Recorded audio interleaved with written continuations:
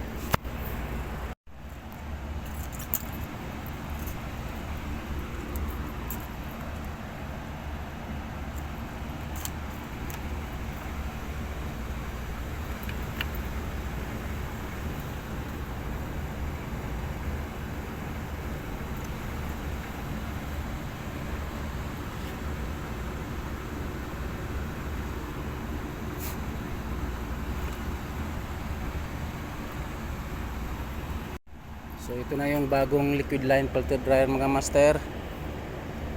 Ito yung kakabit natin dito. So ito yung luma na kinabit natin kahapon. Luma yan siya. Barado na yan. So hindi na natin nahabol kahapon. So ngayon tayong umaga. Pumasok tayo ng umaga para maikabit natin to at saka ma-evacuate yung system. After evacuation para makapagkarga na tayo. Dami ng complaint. Kaya pumasok tayo ng maaga. Ayan o.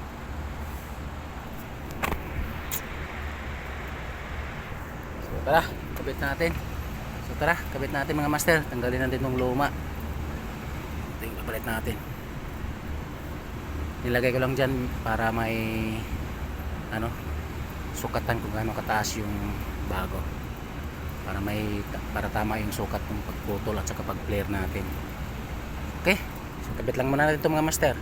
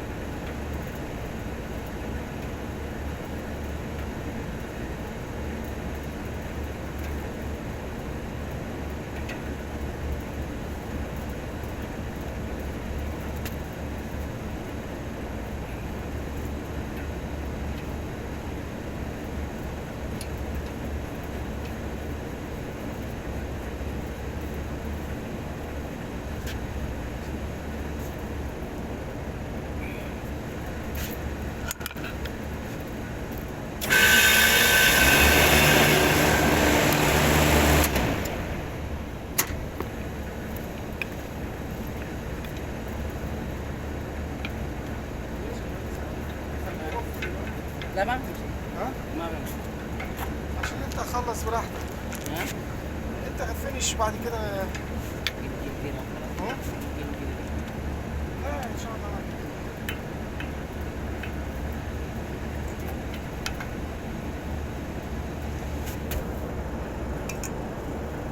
بيتم تركيب الفلتر الجديد.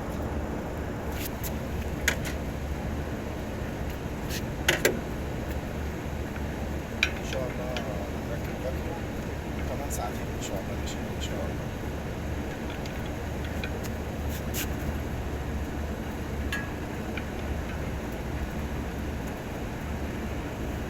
ليش انا اصور كده يا ماريسا؟ عشان يبقى معلوم ان احنا في شغل. مين نظام؟ محمود وحزام حزام معلوم، لكن محمود ما في معلوم. هذا هتتكدن، هو مفكر انت سيد. ما في انت بس يعني مفكر انا سيد انت سيد، ما في كومبلين يعني معلوم.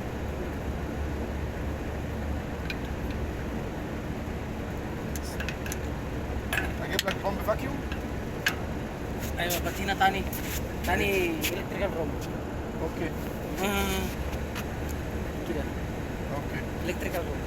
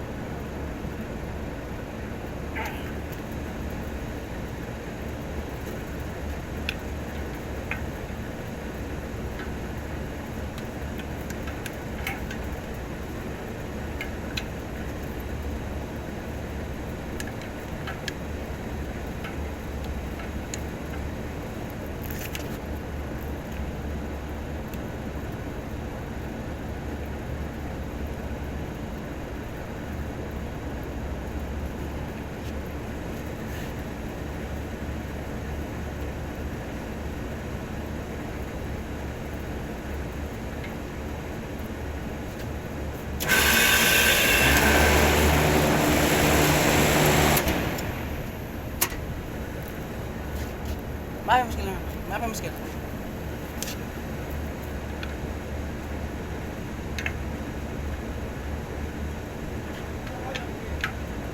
ها؟ ايش باين؟ في واير سوا هذا سلندر حكي مليون. ما في مشكلة.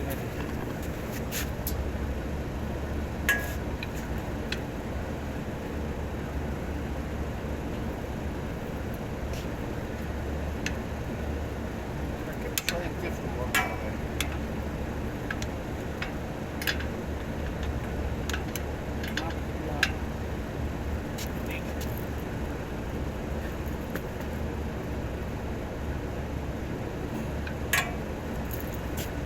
بس.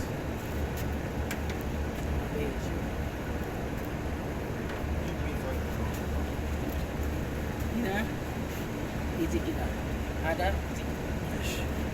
بس.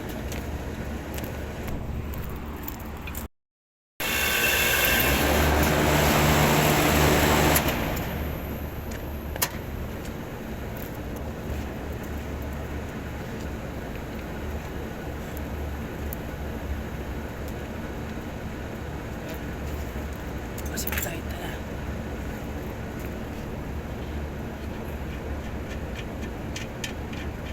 ده اويل.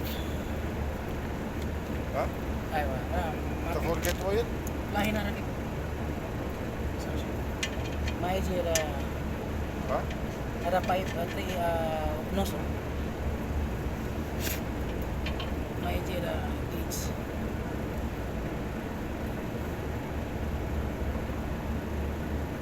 فين اويل؟ هنا بس هذا مفتاح ما فيه انت. هذا ألمونيوم، هذا واير. انت اوبن، هذا واير انا معلوم، هذا ما في معلوم انا هذا ايش؟ لوك. لا ما في مشكلة.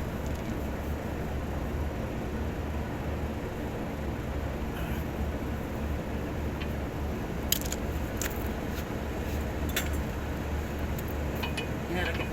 اوكي روح انت هناك. كركب انا معك.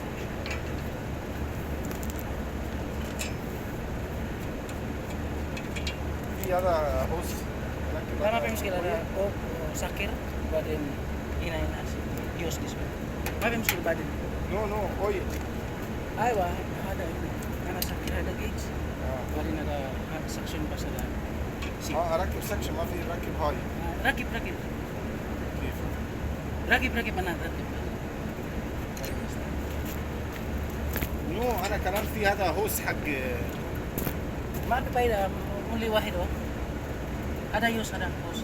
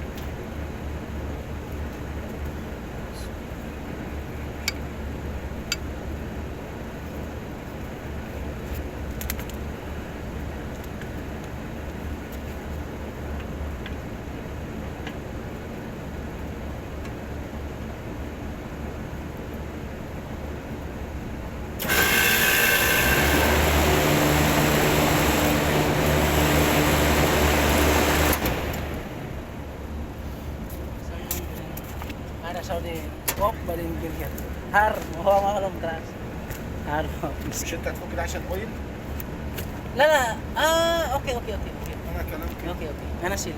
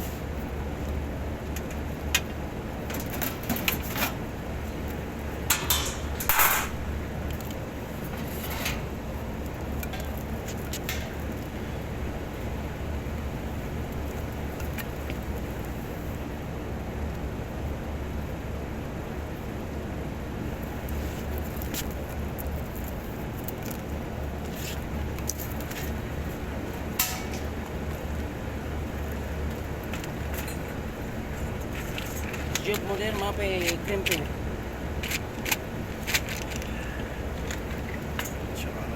شوف انت ايش يبغى سمبل جيب انا وانا اجيب لك واحد بار. ما في هذا تريم كيت. ايش والله ايوه انا كلام على طول عبد الله كيف انا اشوف الحين سكير ما في مشكله انا بلاير ركيب كيف ما في ما في هو كلام يجي انا افكر انت جيب كيف ما في إيه. والله لسه ما في انا كلام الحين ما في جيب مشكله هذا ونسكت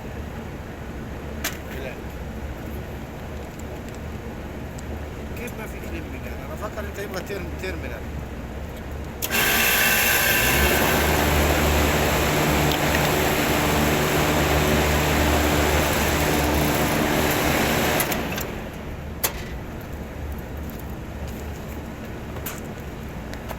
هو كلام يجي كيف انا اشوف هذا افكر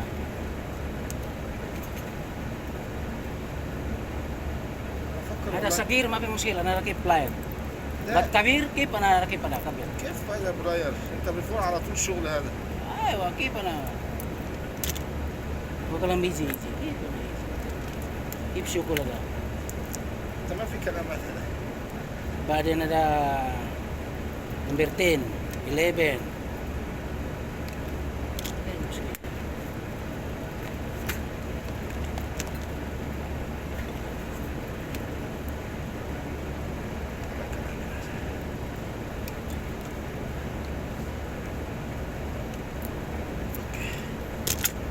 mungkin wa pagkira ako hina complete saman mapeo بعدين هو يبقى بارو هنا ناس ياسمين انا ما في مشكله هو يبقى جيتس ما في مشكله شيل بس لازم انا يبقى لازم يجي هنا كيف انت على طول ورا في جيتش انا اشوف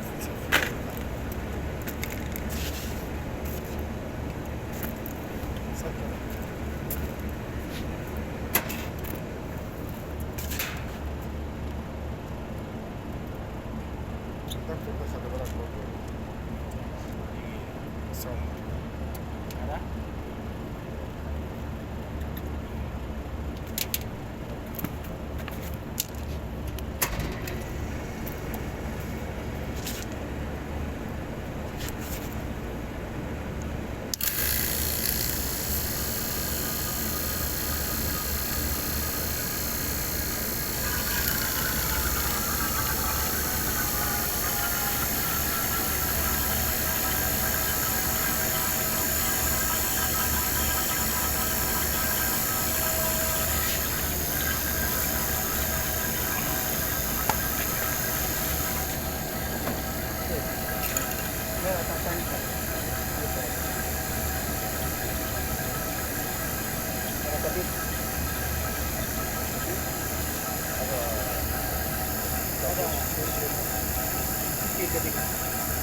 Pakai ya?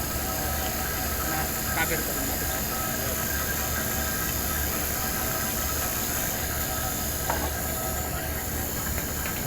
Pakai oil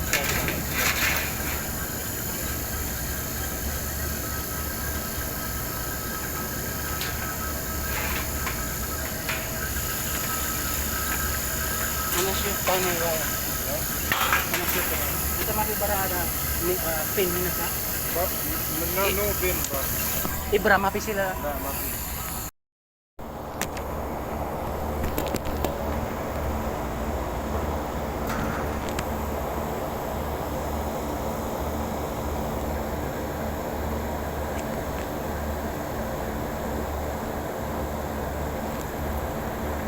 هذا مفتاح كبير.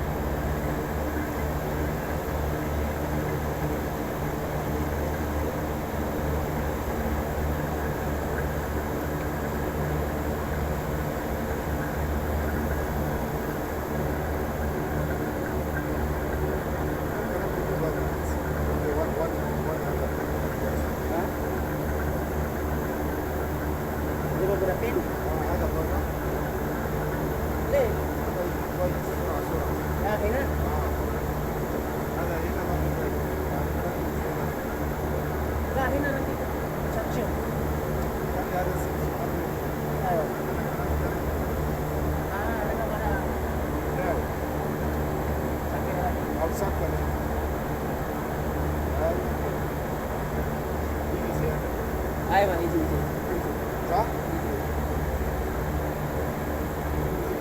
لان هنا هو انت هتسوي هنا صحاب اهو، لكن هنا واحد بس.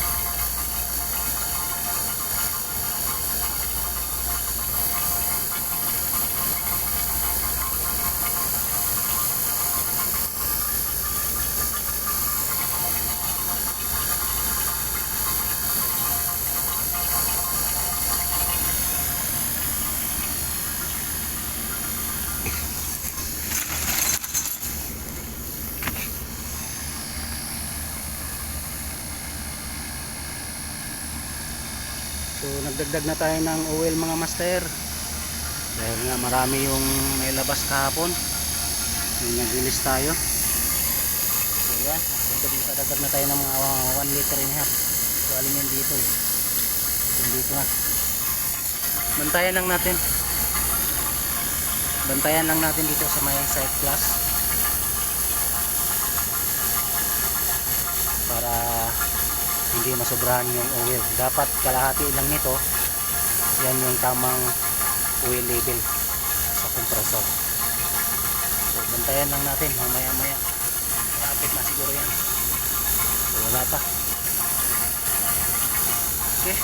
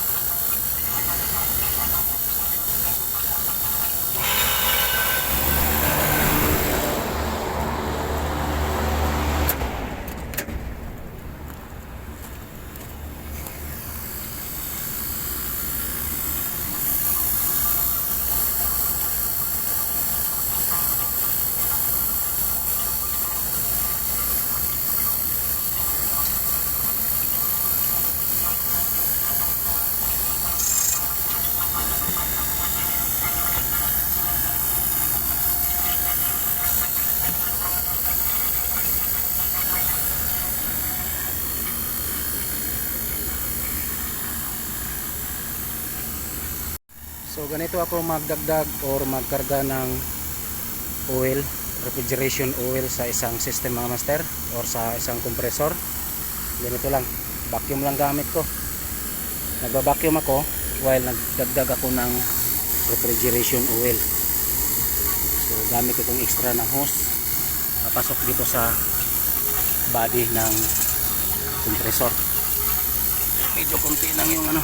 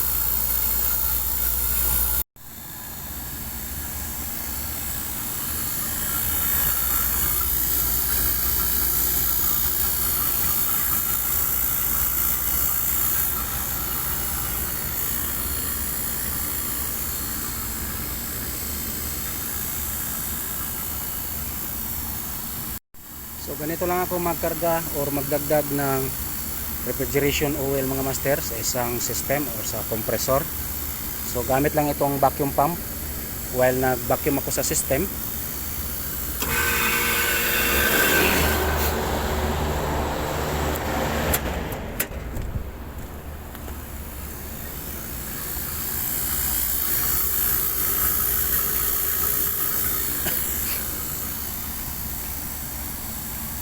While nag-vacuum ako sa system or sa compressor.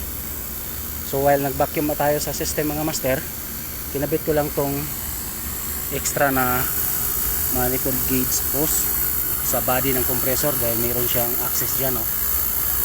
So ngayon nilublog ko dito sa oil. So habang nagba-vacuum or nag-evacuate yung vacuum pump ng moisture or pressure or hangin sa loob ng system, so habang nagba-vacuum itong vacuum pump, mahihigop niya kasama itong oil papasok dyan sa compressor. Okay, so ganun lang ako so while nagba-vacuum or nag-evacuate ng hangin or moisture yung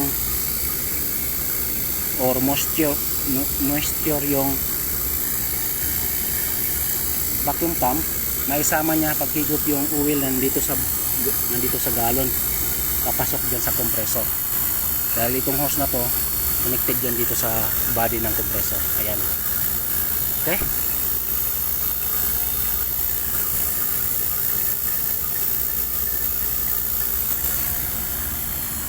So ganun lang ako magkarga or magdagdag ng refrigeration oil sa isang aircon, sa isang compressor while vacuuming the system. Okay.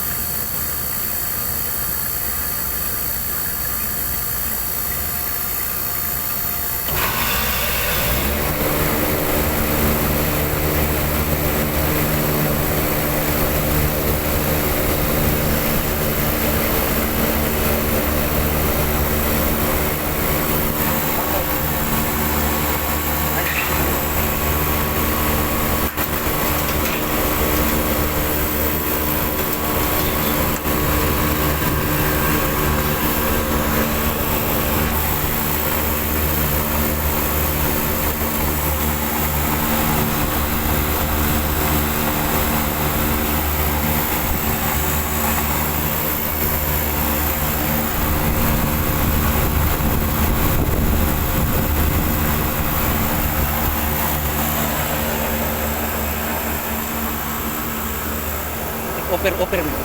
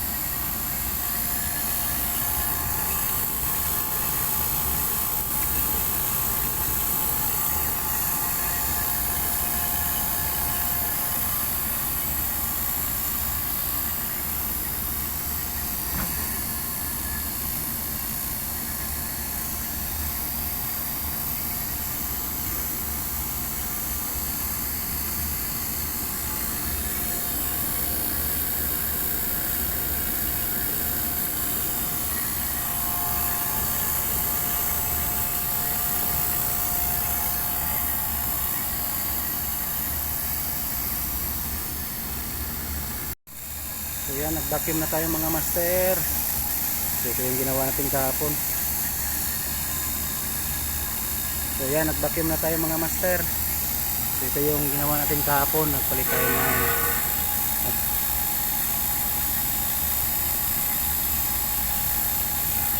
tayo ng liquid line filter dryer.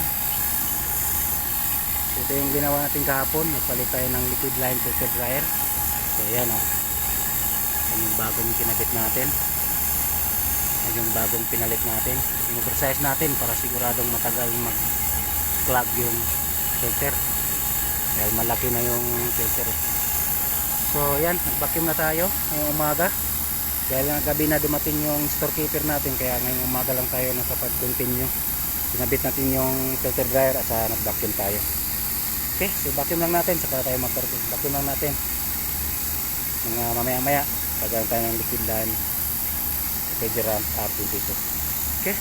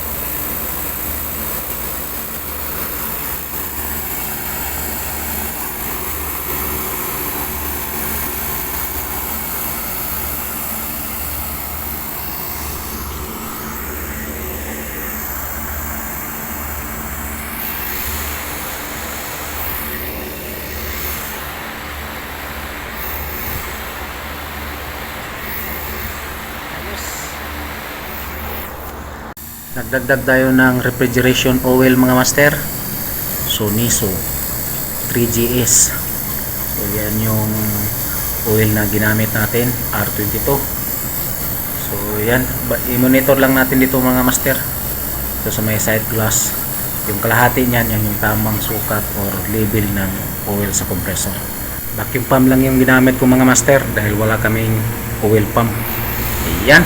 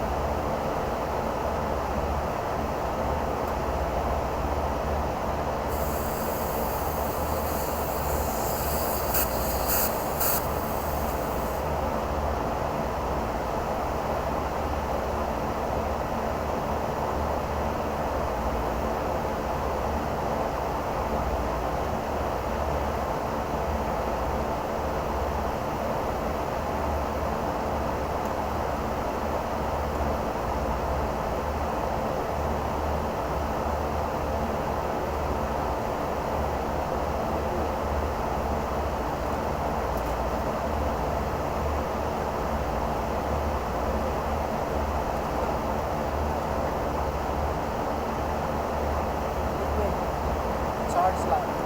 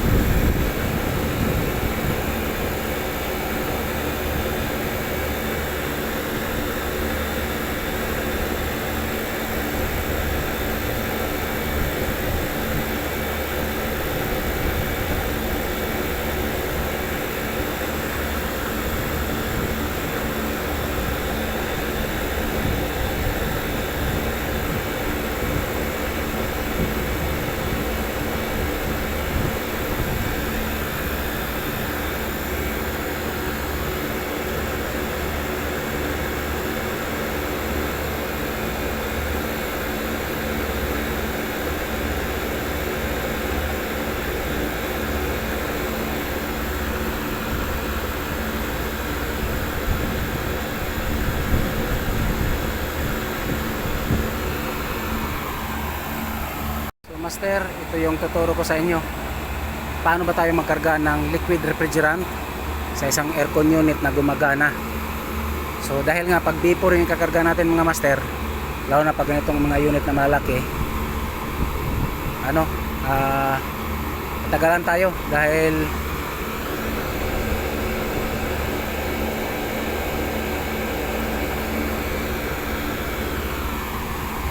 tatagalan tayo, matagal pumasok yung vapor refrigerant, tapos aabutan pa tayo na lalamig yung tangke.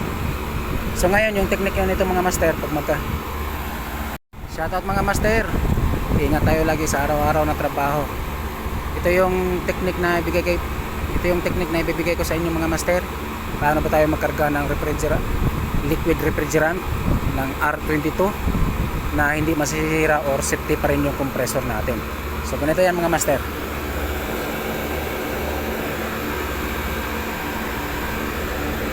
Tulad nito mga master, undercharge pa tayo. Ayan o. Ngayon, lumamig na yung tangke. Dito sa baba yan kanina, vapor yung kinaga natin.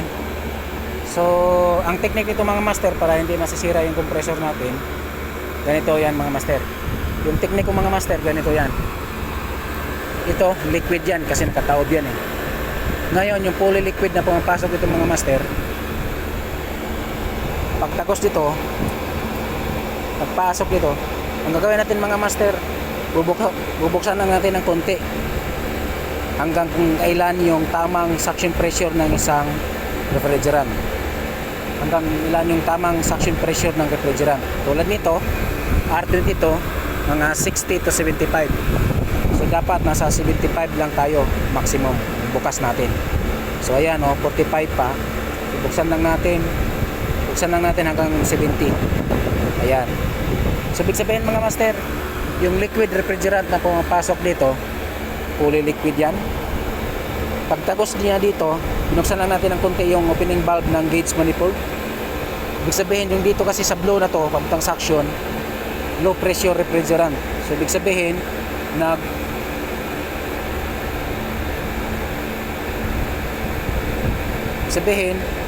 pressure change siya, bumaba yung pressure niya. Ibig sabihin nag-change yung liquid refrigerant into vapor refrigerant dahil nga ginawa nating metering device itong gauge manifold opening valve. Okay, so ganun lang yung technique mga master. Tapos sara mo naman, huwag mo lang laging buksan. Mga after 30 seconds buksan mo na naman. Ayan, mga 30 seconds sara mo na naman, bukas ka na naman.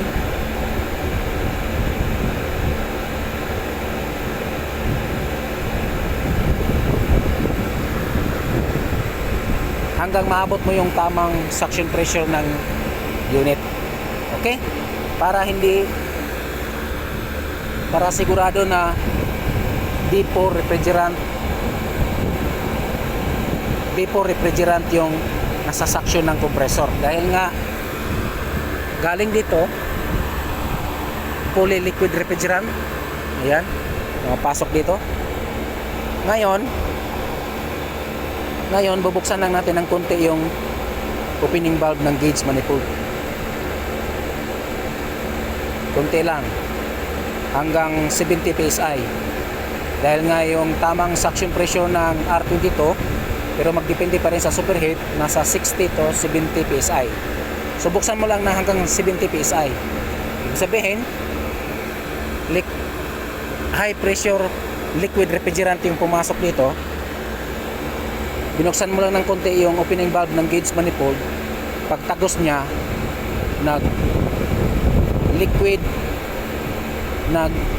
low pressure siya. Refrigerant, low pressure, low temperature refrigerant siya. Dahil nga konti lang yung bukas natin, nag-squeeze yung refrigerant papasok niya dito. Yung dito kasi low pressure dito eh.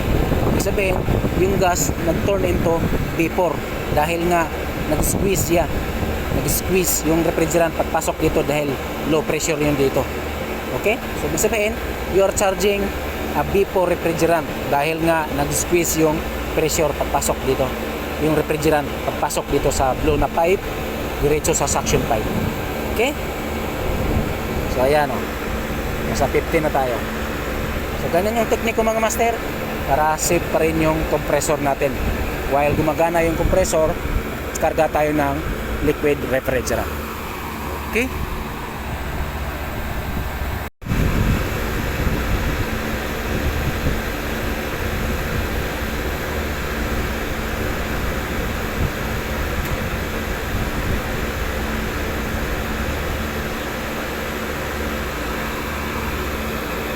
So yan yung suction pressure natin mga master, 63.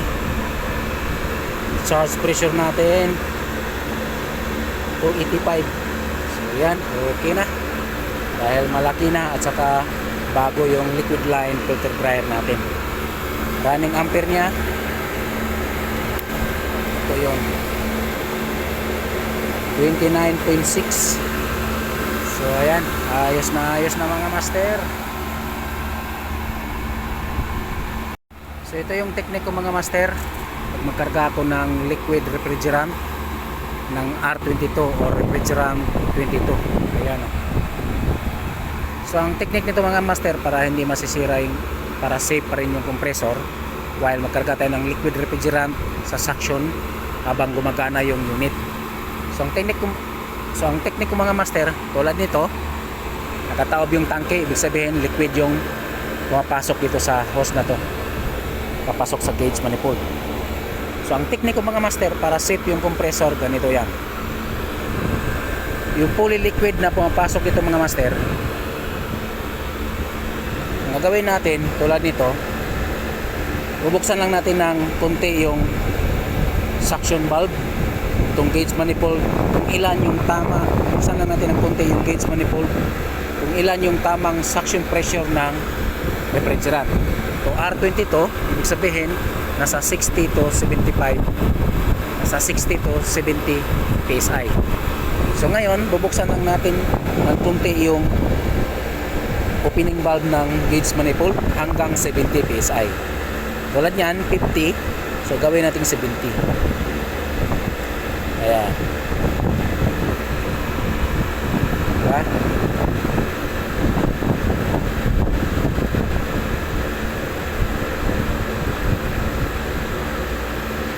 Ayan. Diba? So ibig sabihin mga master, yung fully liquid na pumapasok dito sa yellow na hose sa gauge manifold, pagdating niya dito, binuksan mo lang ng kunti yung dito sa may opening valve ng gauge.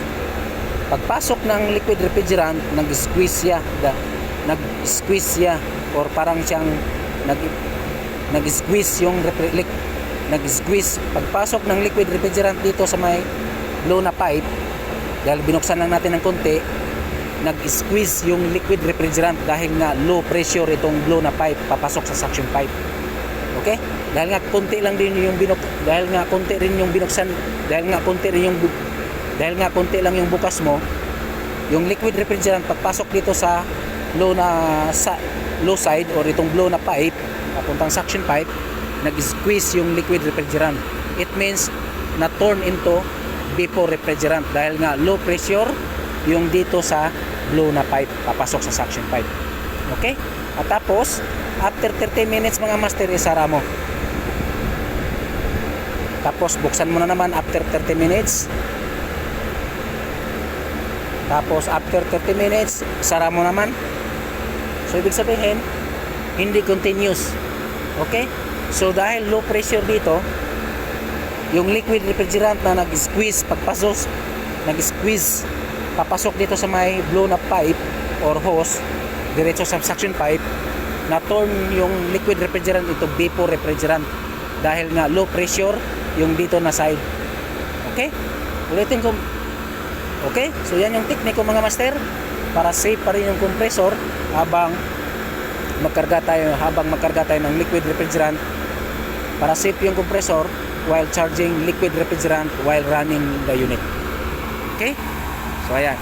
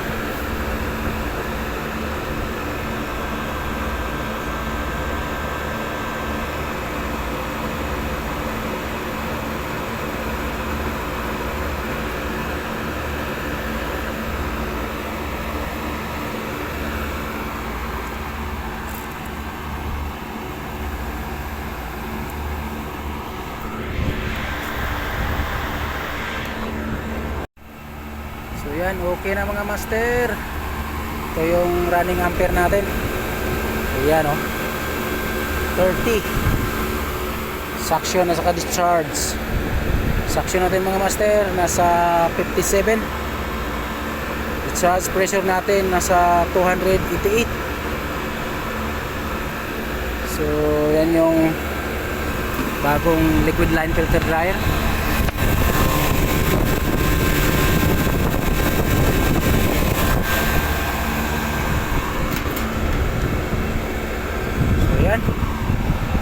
So yan, okay na. Wala, hindi natin ma-check yung superheat mga master. Wala pa rin tayong thermometer. So update ko lang kayo pag makabili na yung kumpanya ko. So yan, okay na.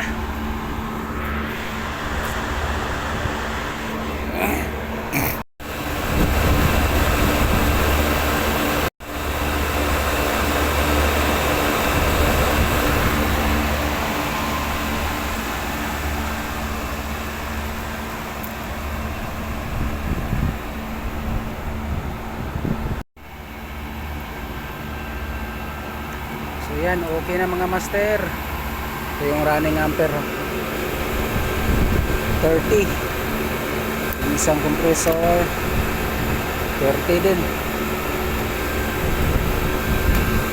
So suction na. So, gas pressure natin, ayan.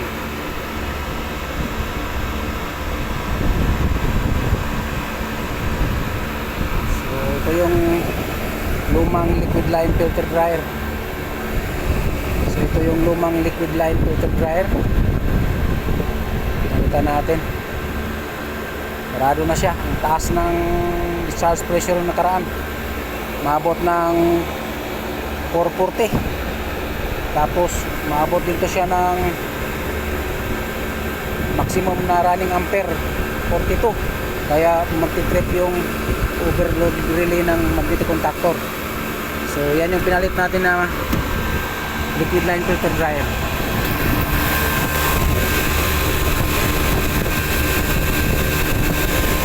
Ayos na. Ayan, ayos na mga master.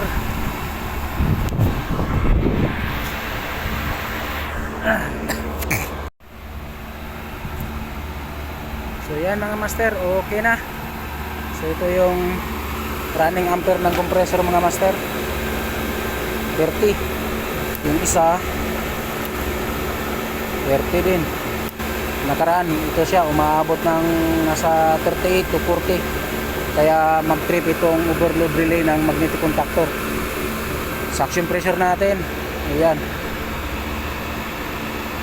So ito yung lumang liquid line filter dryer na pinalitan natin. So ang problema nito master, kaya pinalitan natin, yung discharge pressure natin umaabot ng 400. Pag nasa peak yung init, nasa alas 12 hanggang alas 3, umaabot ng nasa 400. Tapos yung suction pressure natin 42, 45 lang. Kaya partially, kaya clog na itong, kaya may problema na or partially clog na itong liquid line filter dryer. Kaya nag high pressure siya. Okay, so yan, okay na. Okay,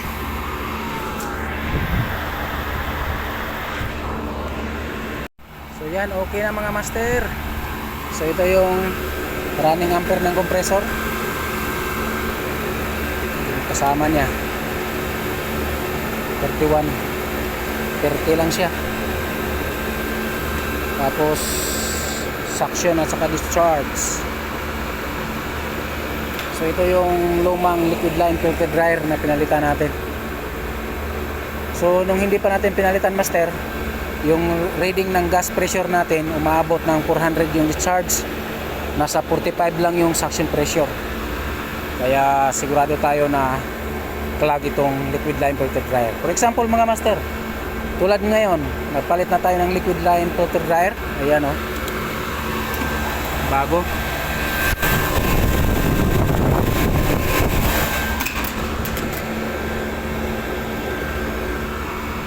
Tapos Tapos yung suction,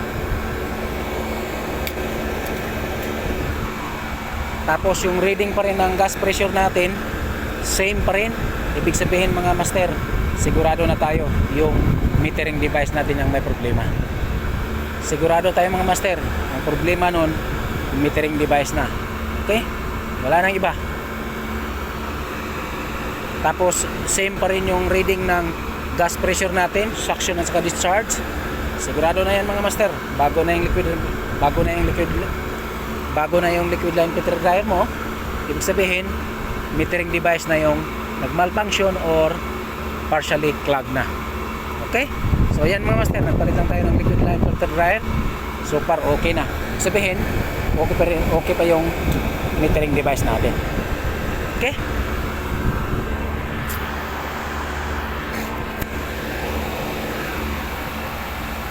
Tapos same pa rin yung reading ng gas pressure natin, discharge at saka suction. Ibig sabihin mga master, bago na yung liquid line filter dryer mo, doon na tayo. Ibig sabihin mga master, yung may problema or nag-malfunction yung metering device. Okay? Yun yung partially clogged, kaya mataas yung reading ng discharge pressure natin. Okay?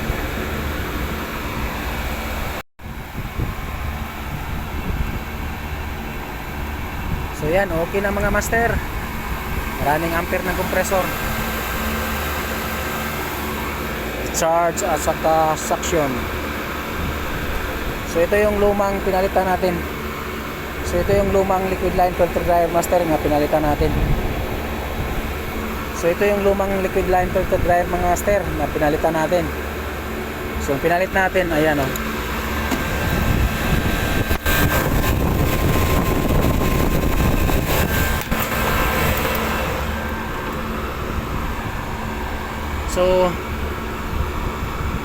So bago natin pinalitan itong mga master, ang reading ng discharge at saka suction natin, ang reading ng gas pressure natin 400 discharge pressure, 45 lang yung suction pressure. Kaya nagpalit tayo ng liquid line filter dryer. So ngayon okay na yung reading ng gas pressure natin 65 at saka 290. Ngayon mga master, for example, after tayo nagpalit nito, ngayon ganun pa rin yung reading ng discharge at saka suction pressure. Wala nang ibang may problema mga master. Yung metering device na yung partially clogged or nag-malfunction yung metering device. Okay? Ayan. Okay na. Ito lang yung naging problema mga master. Metering device. Okay?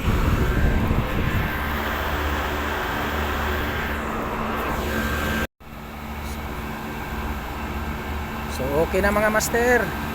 So ito yung running ampere natin.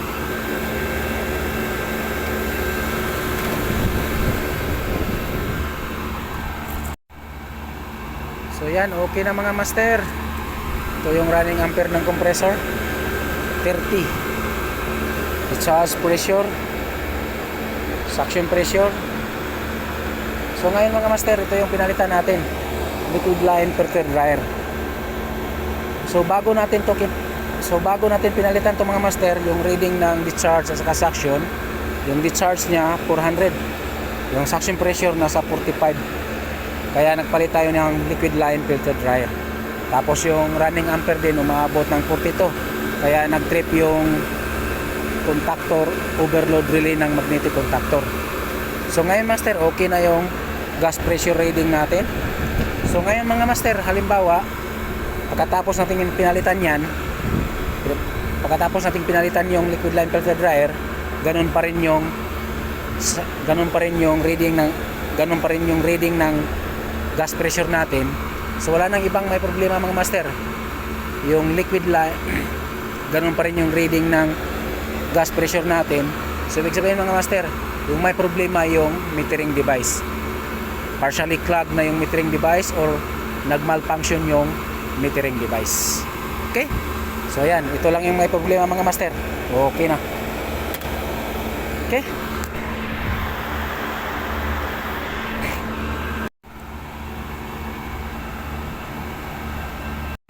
So mga master, bakit nga ba ako nagpalit ng liquid line filter dryer? So ito yung pinalitan ko mga master. So ito yung pinalit ko.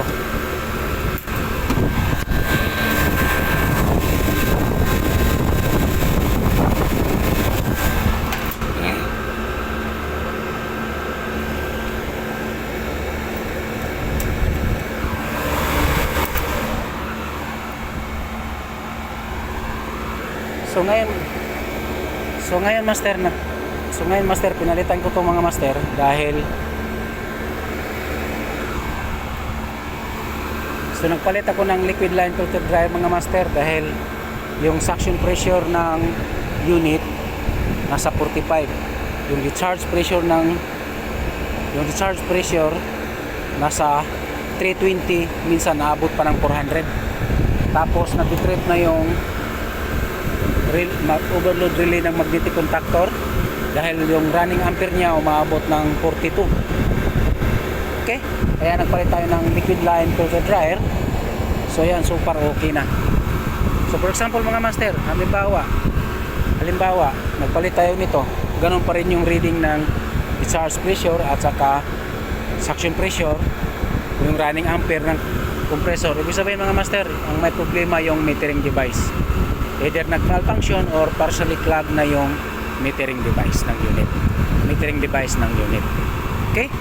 So ayan. Shoutout mga master. So bakit nga ba ako nagpalit ng liquid line filter dryer mga master nitong unit na to, 25TR Train Package Aircon. So ito yung lumang liquid line filter dryer. So nagpalit ako mga master dahil laging nagtitrip yung overload So nagpapalit ako master dahil yung reading ng gas pressure natin mga master. So nagpalit ako ng liquid line filter dryer mga master dahil yung reading ng gas pressure 320, minsan naabot pa ng 400. Tapos yung suction niya mga master nasa 45 lang. Yung running ampere ng compressor umabot ng 42. Kaya minsan mag-trip yung overload relay ng magnetic contactor. So ngayon nagpalit tayo ng liquid line filter dryer mga master. Super okay na yung running ampere ng unit, compressor, discharge ng compressor, saka suction. So okay na. So ngayon okay na. Yan yung dahilan kaya ako nagpalit ng liquid line. So yun yung dahilan mga master kaya ako nagpalit ng liquid line filter dryer. Okay?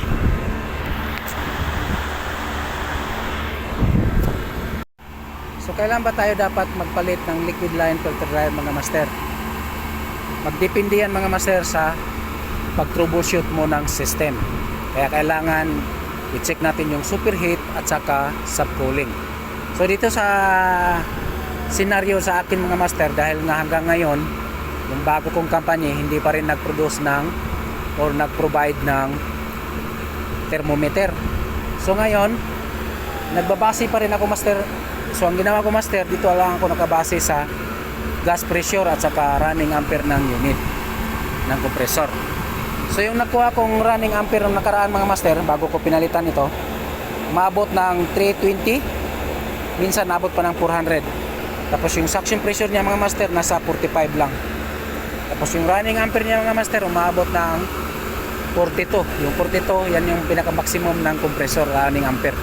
Kaya minsan mag-trip itong overload relay ng magnetic contactor.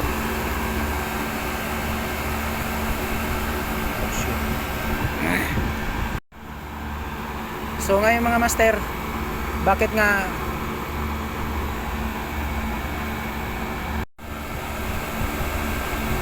at saka running ampere ng compressor maabot siya ng 42 ampere mga master, yan yung pinaka maximum ng running ampere ng compressor.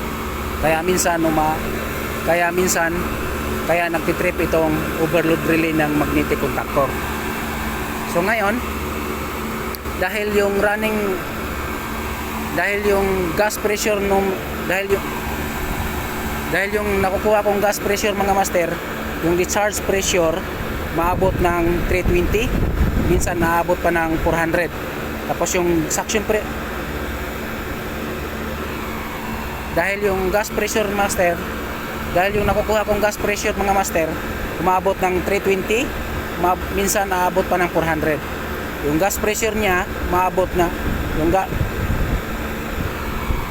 yung nakukuha kong gas pressure mga master, discharge pressure 320, minsan umabot pa ng 400. Tapos yung suction pressure niya nasa 45 lang. Kaya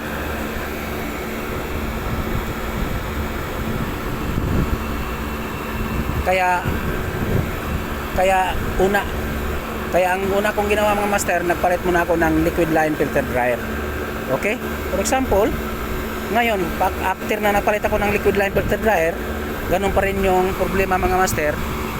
Yung may problema mga master, ibig sabihin ang may problema yung metering device. Baka partially clogged o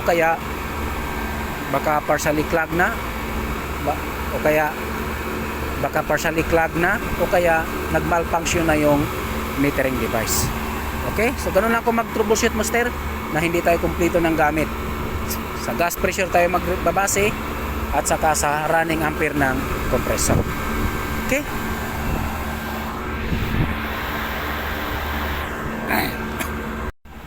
Shoutout mga master. So kailan ba tayo dapat magpalit ng liquid line filter dryer? Tulad nito. Nagpalit ako ngayon. So mga master, magdepende yan mga master sa pag-troubleshoot. So ngayon mga master, magdepende yan sa pag-troubleshoot mo sa system. Tulad nito sa akin, kaya kailangan nating mag-check lagi ng superheat o kaya subcooling ng isang unit. Pero dito sa senaryo sa akin mga master, dahil nga hanggang ngayon hindi pa rin nag-provide ng clamp thermometer yung bago kong company. So ang ginawa ko mga master, yung technique ko, dito lang tayo magbabase sa gas pressure. Kailan ba tayo magpalit ng liquid line filter dryer? Tulad nitong ginawa ko. So mga master, kaya magdepende yan sa mga. Kailan ba tayo magpalit ng liquid line filter dryer? Tulad nitong ginawa ko. Kaya dapat mga master, magdepende yan mga master sa pag-troubleshoot mo ng system. Kaya dapat mag-check tayo ng superheat at saka subcooling ng isang unit. Pero dito sa pag-troubleshoot ko ngayon mga master, ang ginawa ko, nagbabase lang ako sa gas pressure at saka running ampere ng compressor. Dahil nga hanggang ngayon, yung bago kong company hindi pa rin nag-provide ng thermometer. So ngayon mga master, yung reading ng gas pressure ko na hindi bago ako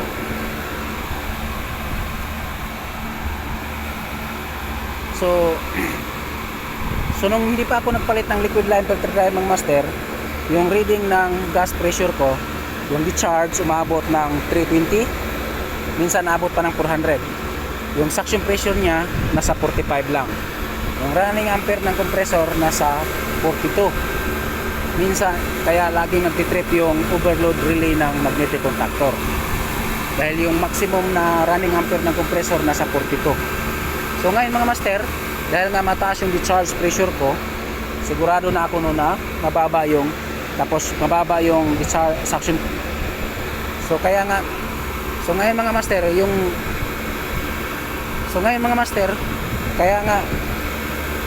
master, dahil nga abnormal yung reading ng gas pressure ko, mataas yung discharge, kaya nagpalit ako ng liquid line filter dryer. Okay? So ngayon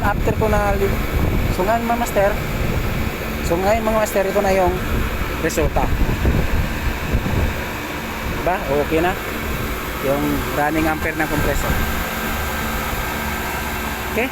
So ngayon mga master, for example, okay? So pwede pa rin nating i-troubleshoot yung system. Mga master, na kahit gas pressure lang yung binabasihan natin at saka running ampere ng compressor. Okay? Pero hindi lang natin ma-target yung tamang superheat ng unit or subcooling ng unit. Dahil nga wala tayong exact na dahil nga wala tayong tools.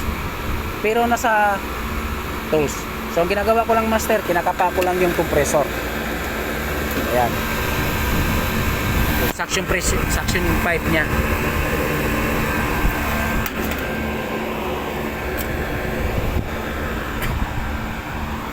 Okay?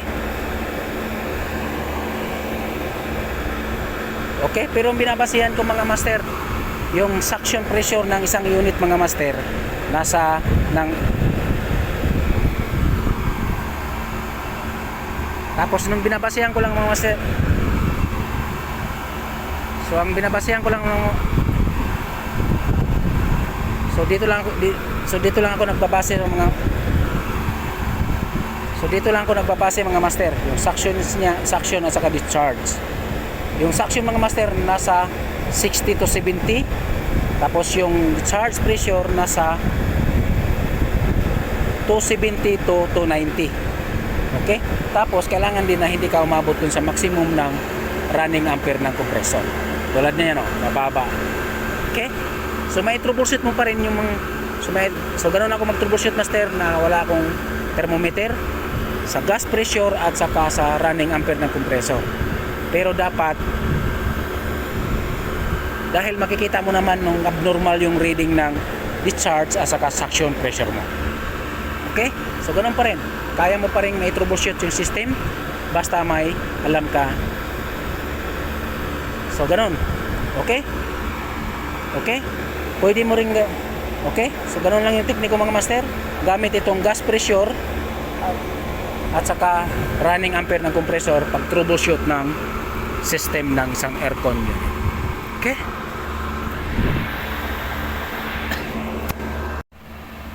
Paano ba tayo mag-troubleshoot ng isang aircon unit sa system?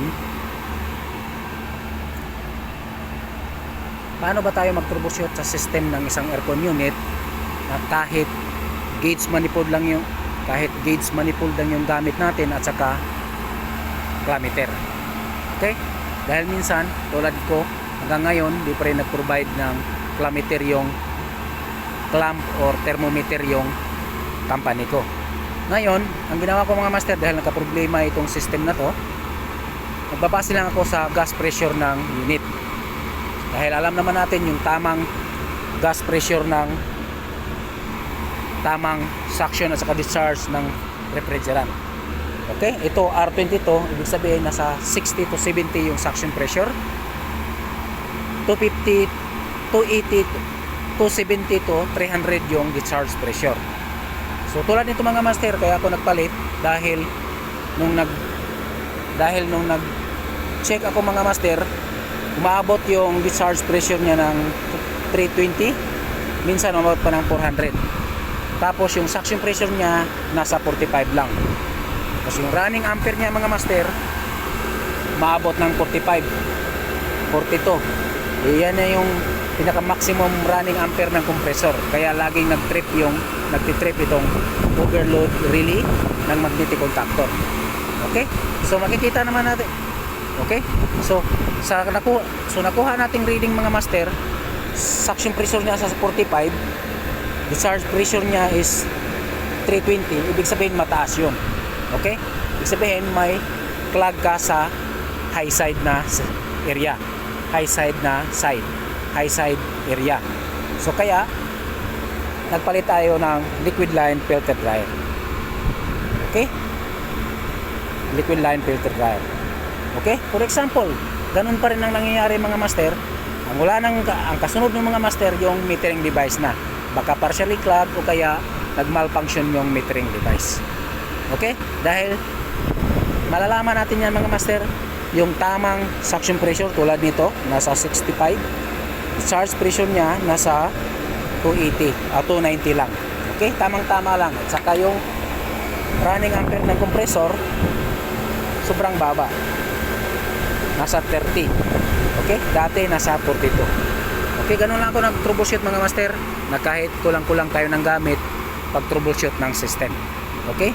Gauge manifold at saka clammeter, kaya mo nang may troubleshoot yung system basta alam mo lang yung tamang gas pressure, basta alam mo yung tamang suction pressure at saka discharge pressure ng type ng refrigerant.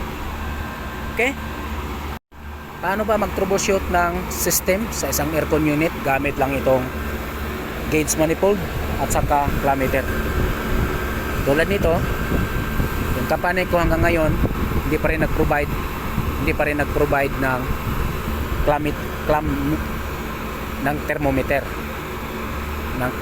ng thermometer. So ang technique nito mga master, ang technique mga master, alam naman natin yung tamang suction at saka discharge ng type ng refrigerant. Ito kasi siya mga master, R22, 60 to 70 suction pressure, 280 to 300 yung discharge pressure. So yung nakuha kong reading nito nung nakaraan master, yung suction pressure niya is 45, discharge pressure 320, maabot pa ng 400. Tapos yung running ampere ng compressor maabot ng 42, kaya nagtitrip itong overload relay ng magnetic contactor. Kaya nagpalit ako ng liquid line filter dryer mga master. Dahil nga mataas yung discharge pressure, ibig sabihin may clog ka or may blockage ka, may bara ka, ibig sabihin may partially clog ka sa high side. Either itong liquid line filter dryer o kaya yung metering device. So ang ginawa kong ginawa mga master, liquid line filter dryer. Okay? So ngayon, matino na. Okay na. Ayan. Diba? So ganun yung tekniko mga master. Pag-check ng system ng isang aircon unit, kahit gauge manifold at saka clammeter lang yung gamit natin. Basta alam mo yung tamang suction pressure at saka discharge pressure ng type ng refrigerant. Okay?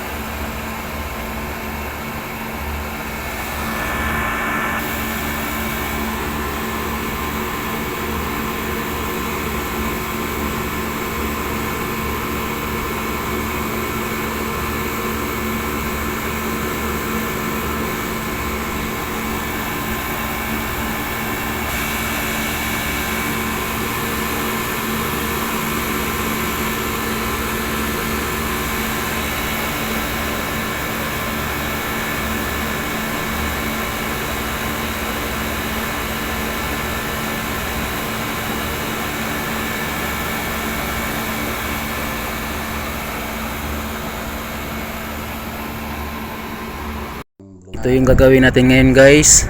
Magpalit tayo ngayon ng bearing nitong blower motor para sa Paco aircon dahil maingay na siya habang gumagana. So wala namang gap or alog habang check natin, kaso nga lang sealed type siya. Wala tayong access para pwede tayong magdagdag ng grasa dahil natuyuan lang to siya ng grasa, kaya nagkaroon siya ng unusual sound habang gumagana. So mabilis lang naman to papalitan guys, lalo na pag kumpleto tayo ng gamit, at especially yung size ng bearing, dahil alam ko yung size ng bearing nito hindi parehas. Maliit yung banda sa may baba, yung sa may taas malaki dahil blower motor to. Ayan oh, maliit ito sa may baba. So ang dumi pa ng ano natin dahil matagal na rin to hindi nabaklas siguro. So ito siya 6205, itong sa baba 6203. So maliit siya, maliit yung banda sa may baba niya. So sa pagkakalam ko guys, meron tayong stock ng bearing na katulad nito 6205 at saka 6203. Yung 6203 yan yung kadalasan na ginagamit ko para sa FM or condenser fan motor sa Paco aircon. Yung 6205 mostly yan ginagamit sa mga RO technician or pump technician. So ito na yung bagong bearing in Eski, made in Poland. So mayroon nga tayong stock. So kaya pa naman sana na hindi ito papalitan ng bagong bearing guys kung mayroon siyang access for additional grease, dahil natuyuan lang to siya ng grasa yung luma. Kaso nga lang wala ka siyang access, pero mas mabuti na rin na mapalitan ng bago dahil nga next month March magtataginit na rin, mapalaban na rin tong mga unit natin. Kaya pag ganito na winter, time natin na mag check or ma-monitor natin yung lahat ng mga mechanical parts sa ating mga mini-maintain na package or mga split aircon. Dahil nga hindi masyadong gumagana yung outdoor or compressor, maririnig mo talaga yung ingay ng mga blower motor or blower wheel kung may mga problema. Kaya ngayon taglamig, yung mga bearing na mayroong access ng additional grease, so dinagdagan ko na para sigurado, dahil nga mapalaban na itong mga unit natin by next month, summer na naman, para siguradong condition yung mechanical parts sa isang Paco aircon. Okay, so yan, patapos na tayo guys. Saglit lang naman to papalitan ng bearing, especially kung meron tayong stock dahil kumpleto naman din tayo ng gamit. Okay, so ganun lang, basta alaga lang natin na niro-roving, iniikot natin yung mga unit na inalagaan natin or mini-maintain natin para pag may kunting ingay magapan na natin agad, tulad nito. So ayan o, okay na. So ikabit lang natin tong pulley para sa B-belt, para may kabit na rin natin. So aglit lang, hindi na inabutan tayo ng 1 oras. Basta meron lang tayong spare parts or yung bearing na kakabit natin, saglit lang, inabutan ng 1 oras. Ayan o, okay na. Thank you.